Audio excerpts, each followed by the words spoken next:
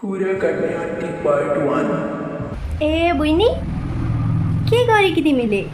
ए दिदी आउनु भयो, बस्नु बस्नु बस्नु।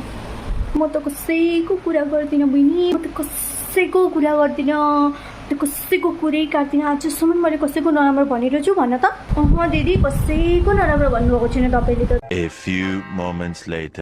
मामा तँ हामीको त घरमा केटा आउँदा रहेछ। केटा हो केटा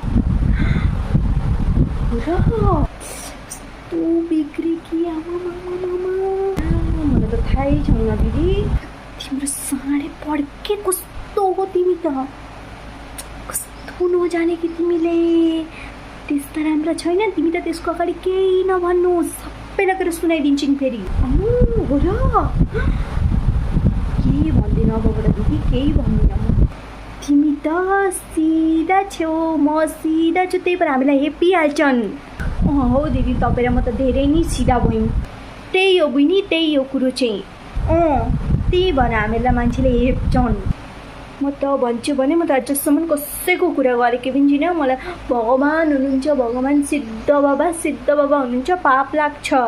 दिदी मैले पनि कसैको कुरा काटेको छैन आजसम्म। धेरै पाप लाग्छ। त्यही त सिद्ध बाबा म सिद्ध बाबालाई मान्छु। कसैलाई केही भन्दैन म। कुरा काट्न गाउँ पनि हिँड्दिनँ दिदी। गाउँ पनि हिँड्नु हुँदैन। म पनि कसैका कुरा गर्दिनँ। हो दिदी हो। आगे होला फेरि मेरो गाउँ दिदी हो त। के गर्नु अब? उति नेपालनी छिन् नि, नेपालनी उर्मिला हो उर्मिला। ए त्यो उर्मिला तिमी त खालि खायो बसो खायो। ती पनि त्यस्तै छिन् भेट्नु। यो केही काम नगर, सब सासूलाई, सबै सासूले गर्छिन्। सासू मैले पनि सुनिरहेको थिएँ, खालि सासूलाई काम लगाउँछिन् अरे। छोरीहरू फेरि उस्तै लखर हिँड्न पाए भयो। ए छोरीहरू भगवान् के भन्नु र, शेष भगवान्। त्यही त ल म गएँ ल। ल बस हुन्छ ल। ए जानुहुन्छ? ए ल राम्ररी जानु ल। ल हुन्छ, आउँदै गर्नु नि फेरि कहिले काहीँ।